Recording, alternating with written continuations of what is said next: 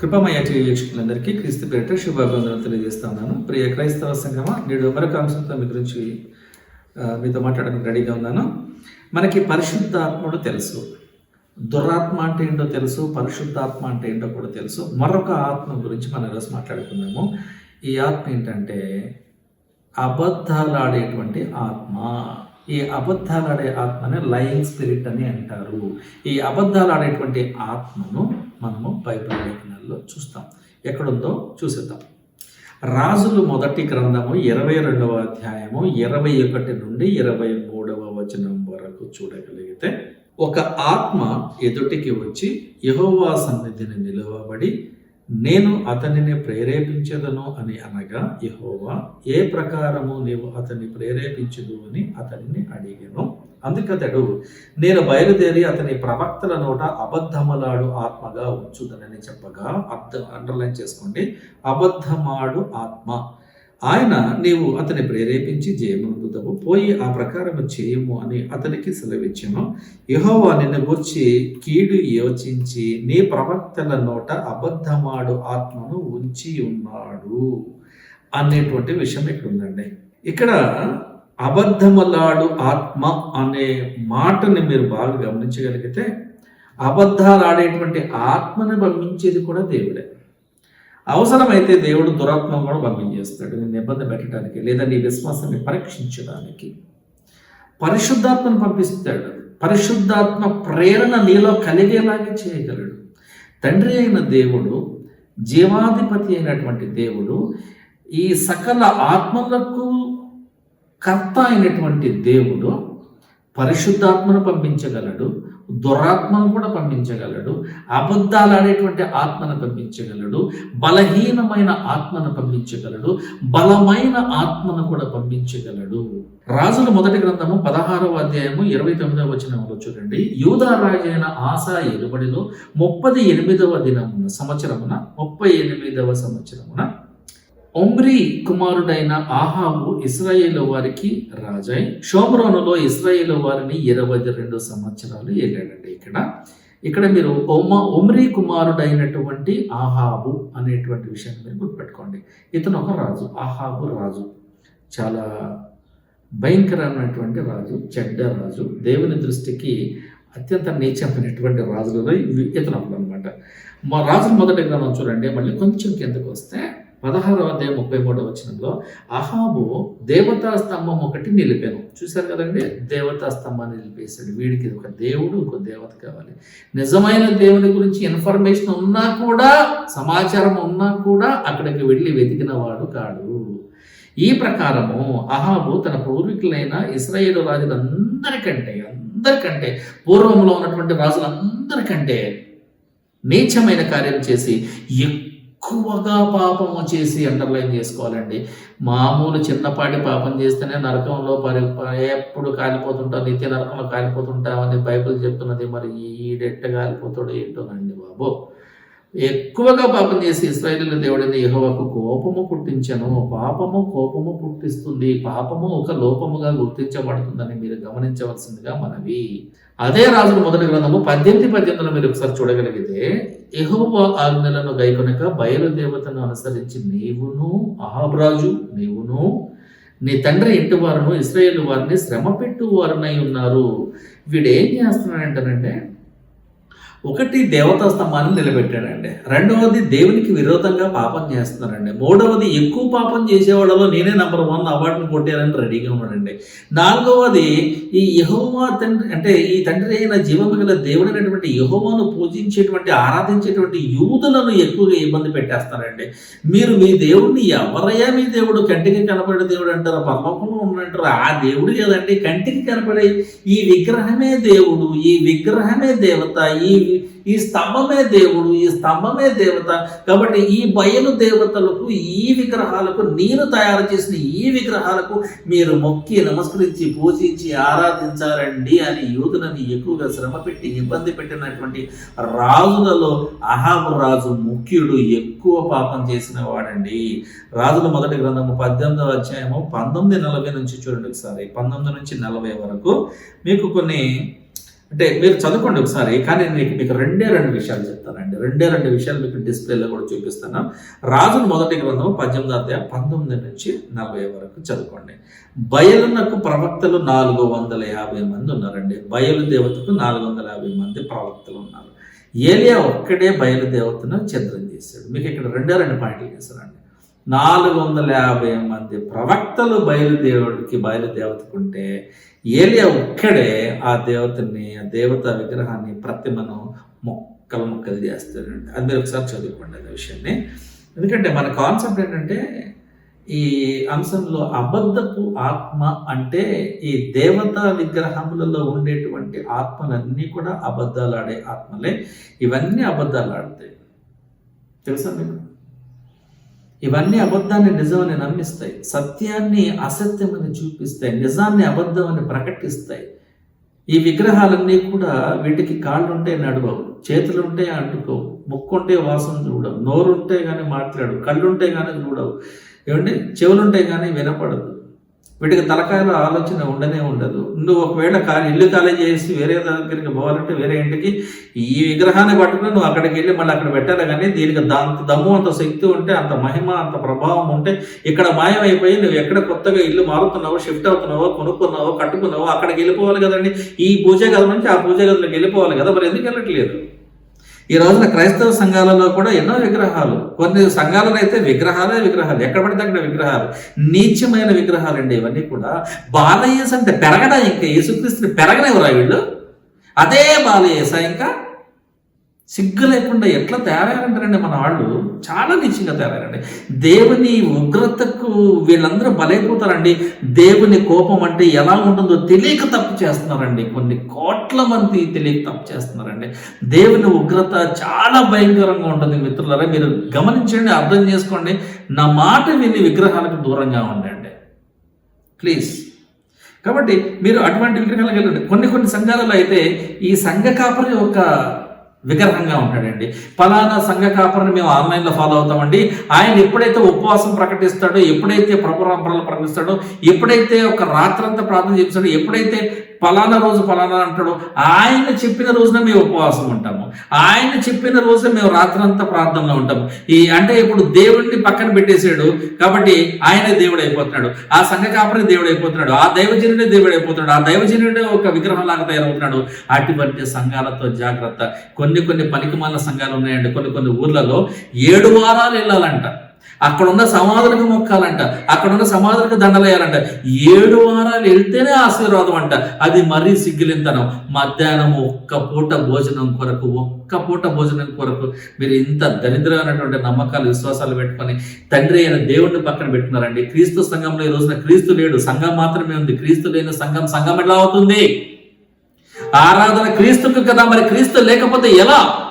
రాజుల మొదటి గ్రంథం చూడండి, 22వ అధ్యాయము 2 నుంచి 5వ వచనం వరకు మీరు చదువుతాను, వినండి, చూడండి.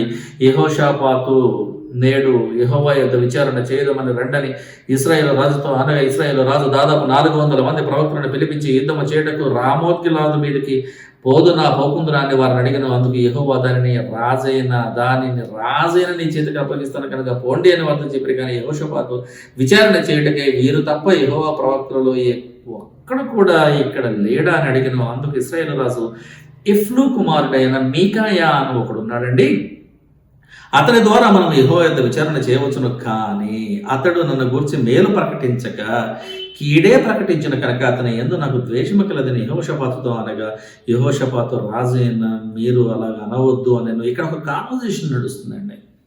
ఒక ప్రవక్తను పిలిపించండి, యెహోవా యొద్ద విచారణ చేయడం. ఎందుకంటే డైరెక్ట్గా దేవుడు ఏ రాజుతోనూ ఎవరితోనూ మాట్లాడండి. ఒక ప్రవక్త ద్వారా కానీ, ఒక న్యాయాధిపతి ద్వారా కానీ, ఒక దైవజనుడి ద్వారా కానీ, ఒక పాస్టర్ ద్వారా కానీ మాత్రమే మాట్లాడతాడు. అంతేకాని డైరెక్ట్గా ఈ రాజులతోనూ ఎప్పుడు కూడా మాట్లాడేవాడు కాదండి. నాతాను అనే ప్రవక్తను పంపించాడండి దావీదు దగ్గరికి.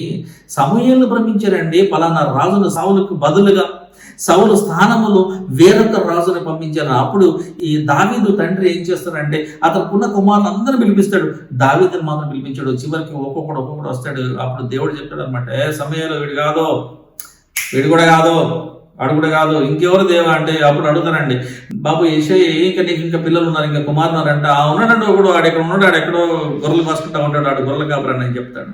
సో ఈ గొర్రెల కాపరని చెప్పగానే నువ్వు వాడిని పిలిపించని చెప్పినప్పుడు అప్పుడు దావీదు వస్తాడు. చూడడానికి రమ్యంగా ఉంటాడు, అందంగా ఉంటాడు, మంచి కన్నులు కలిగిన వాడు ఉంటాడు, చక్కని హెయిర్ స్టైల్ ఉంటుంది, మంచి కలర్ ఉంటుంది, మంచి అందగాడు, చక్కని అందగాడు, చూపులకి ఎంతో అందంగా ఉంటాడు, చిన్నవాడు. కానీ అతనే సమయాలు లే వచ్చాడు, నేను అనుకున్నవాడు వీడే దావీదు, కాబోయే మహారాజు, అభిషేకించు అతని నెత్తి మీద తైలం పోయి తల మీద తైలము పోసి అతన్ని అభిషేకించి రాజుగా అని చెప్పని అంటాడండి. అప్పుడు సమూయేలు ప్రవక్తను పంపించాడు రాజుగా. ఆ తర్వాత ఎప్పుడైతే దావీదు ఒక బత్షెబతో విషయంలో పాపం చేస్తాడో అప్పుడు నాతాను ప్రవక్తను పంపిస్తాడు. డైరెక్ట్గా దావీదుతో మాట్లాడాల. కానీ దావీదు మాత్రం ప్రార్థన డైరెక్ట్గా, దేవా నీవు లేకపోతే నా బ్రతికి ఏమైపోతుంది, నా శత్రువులు కుక్కల వలె నన్ను చుట్టుముట్టి ఉన్నారు, నా బ్రతికలా అయిపోతుందని చెప్పి ఎన్ని కీర్తనలు రాశారండి, ఎన్ని అద్భుతమైన కీర్తనలు అండి. దావీదు ఎంతో మంచి నాట్యం చేస్తాడు, మంచి మాటలు మాట్లాడతాడు, మంచి పరిపాలన చేస్తాడు, మంచి శక్తివంతమైన వాడు, తెలివైన వాడు, జ్ఞానం కలిగిన వాడు, మంచి గ్రంథకర్త, పాటలు రాస్తాడు, పాటలు పాడతాడు. ఎన్నో ఎన్నో ఎన్నో రకాల టాలెంట్స్ ఉన్నాయి ఆయనకి, ఎన్నో స్కిల్స్ ఉన్నాయి ఆయనకి, ఎంతో దీవించబడిన వాడు. అందుకనే అప్పుడు సౌలు దగ్గరికి ఒక ఆత్మ వస్తుందండి, ఒక దురాత్మ వస్తుంది. దురాత్మ వచ్చిన ప్రతిసారి మళ్ళీ దావీదుని పిలిపిస్తాడు. దావీదు మళ్ళీ మంచి మ్యూజిషియన్ కదా, ఆ వీణను పట్టుకొని ప్లే చేస్తూ ఉంటాడు. ఈయన ఎప్పుడైతే ఆ ప్లే చేస్తూ పాడబడుతూ ఉంటాడో ఈ పాటకి, ఈ ప్రార్థనకి, ఈ పాటే ప్రార్థన, గుర్తుపెట్టుకోండి. ఈ దావీదు గారు పాడిన పాటే ఒక ప్రార్థన. ఈ ప్రార్థనకి, ఈ సంగీతానికి ఆ దురాత్మ వెళ్ళిపోతుందండి. అందుకని సౌలు అనేటువంటి రాజు దగ్గరికి ఎప్పుడు దురాత్మ వచ్చినా వెంటనే గుర్తొచ్చేది దావీదు గారు. అందుకని దావీదు రావడం మళ్ళీ ఇలా చేయడం. దావీదు వస్తే దురాత్మ వెళ్ళిపోతుంది. ఈ రోజున ఎవరి జీవితంలోకైనా యేసుక్రీస్తు వస్తే దురాత్మలు వెళ్ళిపోతాయి. ఆ సారూప్యత చూడండి.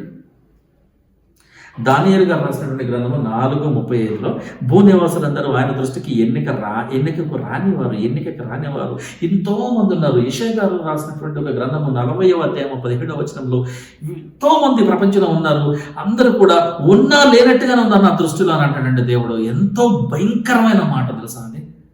అందరూ అభావముగాను, ఈ ప్రపంచంలో ఉన్నటువంటి ఇప్పుడు బ్రతికున్నటువంటి 800 కోట్ల మంది ప్రజలు నా దృష్టికి అభావముగాను, శూన్యముగాను ఉన్నారు. అంటే లేనట్టుగానే ఉన్నారు. లేరు. 800 కోట్ల మంది మనుషులు లేరా? ఏమండి, ఒక ఆడిటోరియంలో 1000 మంది ఉన్నారని అందరూ కనిపిస్తుంటే నేను ఒక చీఫ్ గెస్ట్గా వచ్చిన వాడు, నన్ను 1000 మంది ఎక్కడ ఉన్నారా, ఇక్కడ 1000 మంది లేరే అని అంటే ఎట్లుంటుందండి? లెక్క పెట్టారు, 1000 టికెట్లు అమ్మేశారు, 1000 మంది ఉన్నారు అక్కడ, లేరంటే ఒక 100 మంది క్లాస్ రూమ్లో ఉంటే మాస్టర్కి ఎక్కడ 100 మంది ఎక్కడండి, కరెక్ట్గా 10 మంది కూడా లేరంటే చెల్లుతుంది. అందరూ ఒప్పుకుంటారు, అక్కడ ఒప్పుకోరు కదా. అలాంటిది 800 కోట్ల మంది దేవుని దృష్టికి అభావముగాను, శూన్యముగాను ఉన్నారంట. ఉన్నా లేనట్టేనంట. ఎందుకు? బ్రతికున్నామనే మాట మాత్రం ఉంది, జీవించుచున్నావన్న మాట మాత్రం ఉన్నది, కానీ నీవు మృతుడివే అని ప్రకటన గ్రంథంలో వ్రాయబడి ఉంది. ఈ రోజున 800 కోట్ల మంది మనుషులు ఉన్నారు, 230 కోట్ల మంది క్రైస్తవులుగా అనబడుతున్నవారు ఉన్నారు. కానీ ఎంతమంది ఇందులో విశ్వాసంగా ఉంటున్నారండి? ఎంతమంది నిజంగా దేవుని దృష్టికి జీవించి ఉన్న వారుగా కనిపిస్తూ ఉన్నారు ఈ రోజున? బైబిల్ క్రిస్టియన్స్ ఎంతమంది, విశ్వాసులు ఎంతమంది, శ్రమల ద్వారా వెళ్ళడానికి ఇష్టపడుతున్న వారు ఎంతమంది, ఐహిక విచారాన్ని పక్కన పెట్టి, లోకంలో ఉన్నటువంటి ఈ జీవపు డమ్మమును పక్కన పెట్టి, నేత్రాశను పక్కన పెట్టి, శరీరాశను పక్కన పెట్టి, శరీర దురాశను పక్కన పెట్టి, ధనాన్ని పక్కన పెట్టి, ఆడవాళ్ళ మీద మోజును పక్కన పెట్టి, మగవాళ్ళ మీద మోజును పక్కన పెట్టి, బంగారాన్ని పక్కన పెట్టి, టీవీ సీరియల్స్ పక్కన పెట్టి, వీటన్నిటిని పక్కన పెట్టి క్రీస్తు వైపు చూస్తూ క్రీస్తే నాకు కావాలని దేవుని కొరకు ఈ పరిశుద్ధాత్మ కలిగి తన ఆత్మను కాపాడుకోవడానికి పరిశుద్ధాత్మ ప్రేరణ ద్వారా దేవునికి తన ఆత్మను అప్పగించుకునేటువంటి ఆత్మ కలిగిన క్రైస్తవ విశ్వాసులు ఎంతమంది ఉన్నారు ఈ రోజున? ఎంతమంది? నీ వరకు నువ్వు చెక్ చేసుకో మిత్రమా, నువ్వు ఉన్నావా లేదా ఎత్తబడే గుంపులో, ఎత్తబడే సంఘంలో, ఈ వధువు సంఘంలో, కన్యక సంఘంలో నువ్వు ఉన్నావో లేదో చూసుకో. లేదంటే గోల్మాల్ అయిపోతే మ్యూజిక్ ఉంటుంది, తర్వాత శ్రమలు అనే మ్యూజిక్ ఉంటుంది. కాబట్టి చాలా చాలా భయపడుతూ బ్రతకాలి. మనము దేవుని ఎడల భయం కలిగి ఉంటే సాతాన్ అంటే మనకు భయం ఉండదండి. ఏ రోగము నేనేం చేయలేదు, ఒకవేళ మరణించినా కూడా మరణము నిన్ను దేవుని నుంచి వేరుపరచలేదని గుర్తుపెట్టుకో. అది విశ్వాసి యొక్క నమ్మకమై ఉండాలి. భూనివాసులందరూ చూడండి, దానియేలు 4:35 భూనివాసులందరూ ఆయన దృష్టికి ఎన్నికకు రానివారు, ఆయన పరలోక సేనల ఎడలను భూనివాసుల ఎడలను తన చిత్తము చొప్పున జరిగించేవాడు ఆయన చెయ్యి పట్టుకుని నీవేమి చేయుచున్నావని ఆయనతో చెప్పటకు ఎవడనూ సమర్థుడు కాడు. నువ్వు అడుగుతావండి, నేను ఒక కుండ తయారు చేస్తే ఆ కుండ వచ్చి నన్ను అడుగుతుందా, నన్ను ఎందుకయ్యా ఇట్లా చేసినావు అని అడుగుతుందండి? నేను ఒక కప్పు పగలు కొడితే కప్పు వచ్చి నన్ను అడుగుతుందా, ఎందుకు నన్ను పగలు కొట్టేటప్పుడు ఎందుకు నన్ను ఉన్నావని అడుగుతుందా? నన్ను అడగదు. జీవము లేనిది కాబట్టి అడగలేదు, కానీ జీవము కలిగిన దేవుడు అడుగుతాడు నిన్ను. తెలుసా, నువ్వు మృతుడు అయిన పరలోకానికి వెళ్ళలేక ఒకవేళ తప్పు చేసి పాపము చేసి నరకానికి వెళ్ళిపోయిన తర్వాత కూడా తీర్పు దినమున ఈ నరకములో కాలిపోయేటువంటి ఆత్మలు కూడా తీర్పు దినమున మళ్ళీ పరలోకానికి మూడో ఆకాశంలోకి వచ్చి తీర్పు దినమున ఆ రోజున కూడా తీర్పు తీర్చబడే సమయానికి దేవుడిని అడుగుతాయండి, ఆత్మలు కూడా అడుగుతాయి. అప్పుడు కూడా ఆత్మతో మాట్లాడతాడు. ప్రతి ఆత్మకు ఒక సమాధానం ఉంటుంది దేవుని దగ్గర నుంచి. నువ్వు మంచి ఆత్మ కలిగిన వాడవైతే పరిశుద్ధాత్మ ప్రేరణతో ప్రతికి విశ్వాసంగా చనిపోతే నీకు ఒక మంచి ఆశీర్వాదం ఉంటుందని గుర్తుపెట్టుకో. ఒకవేళ నరకానికి వెళ్ళిపోయేవాడు నన్ను ఎందుకు నరకంలో పడేస్తున్నావు దేవా, నువ్వు ఎందుకు పడేస్తున్నానంటే ఇందుకు నువ్వు ఎప్పుడు కూడా బైబిల్ నమ్మలేదు, నువ్వు క్రీస్తు సంఘంలోకి రాలేదు, నువ్వు క్రైస్తవ సంఘాలను పడగొట్టావు, క్రైస్తవులకు వ్యతిరేకంగా మాట్లాడావు, మతోన్మాదిగా ఉన్నావు, క్రైస్తవులను చంపేశావు, క్రైస్తవులను వికరించావు, క్రైస్తవులకు నష్టం కలుగజేసినాం, క్రైస్తవ సంఘాన్ని పాడు చేసినాం, విశ్వాసులను హింసించినాం, క్రీస్తు సంఘాన్ని హింసించినాం, చర్చలు పడగొట్టినాం. కాబట్టి ఇందు విషయమై మీకు నరకం విధించబడింది అని ఫైనల్ జడ్జిమెంట్లో ఇచ్చినప్పుడు ఆ ఆత్మ మాట్లాడలేక నోరు మూసుకొని వెళ్ళిపోయి నరకంలో ఉండి యుగముల వరకు ఆ గంధకముల మధ్య కాలిపోవలసిందే. తెలియక తప్పు చేస్తున్నారు వీళ్ళందరూ.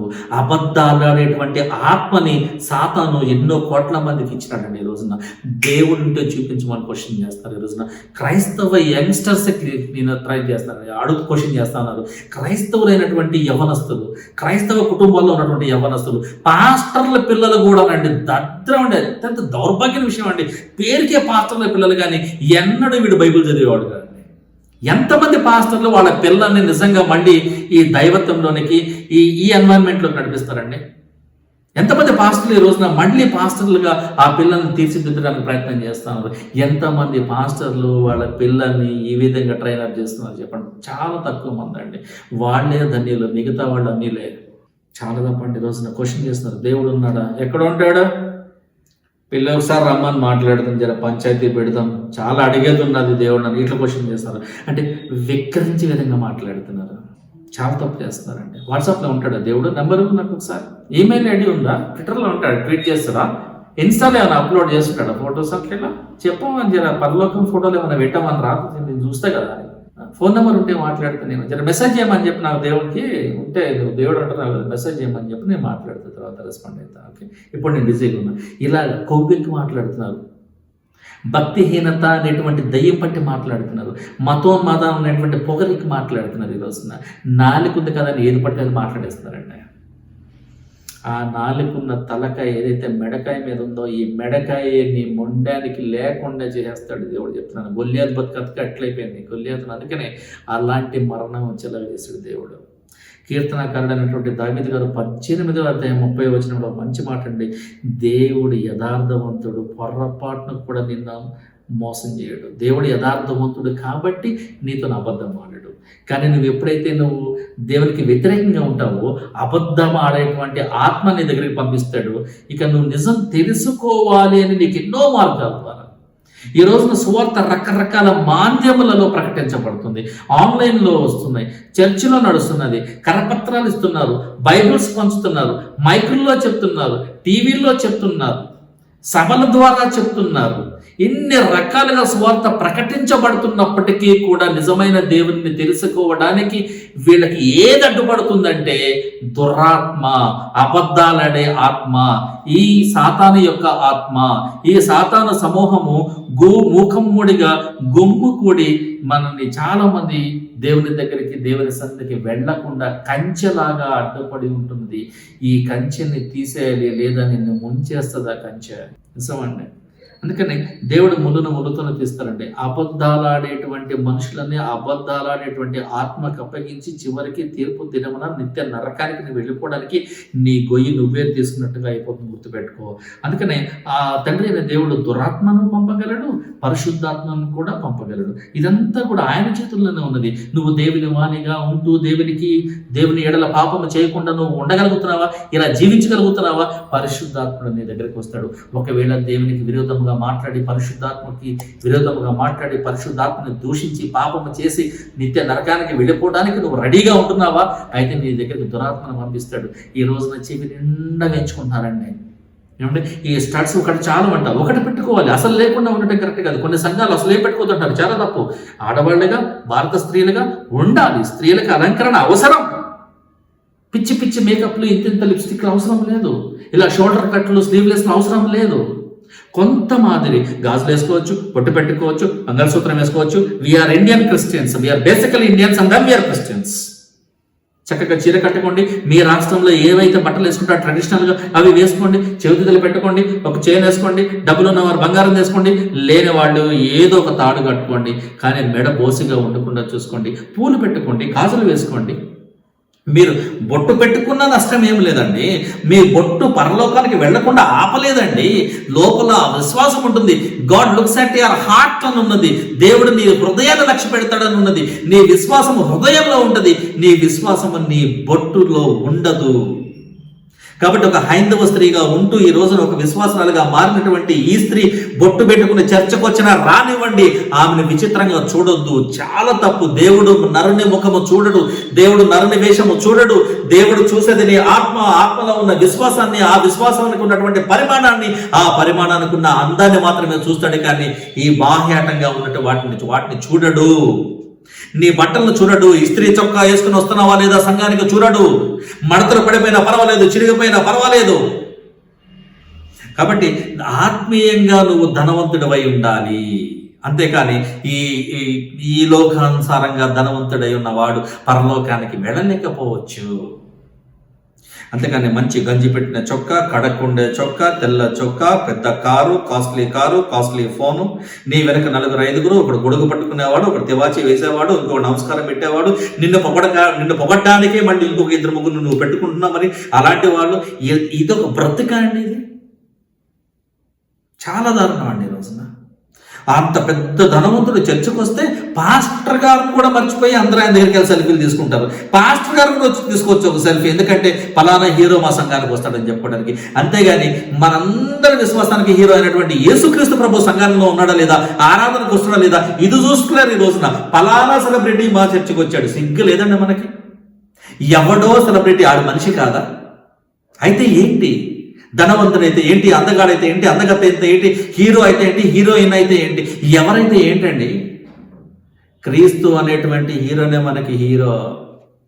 విశ్వాసం అనే హీరోయినే మన హీరోయిన్. అపవాదం అనేటువంటి విలనే మనకి విలన్. ఇది మనం అర్థం చేసుకోవాల్సినటువంటి సినిమా భాష. అందుకనే మీరు విశ్వాసం కలిగి దురాత్మలను ఎదిరించి పరిశుద్ధాత్మను పొందుకునేలా ఉండండి. Praise the Lord. Thank you.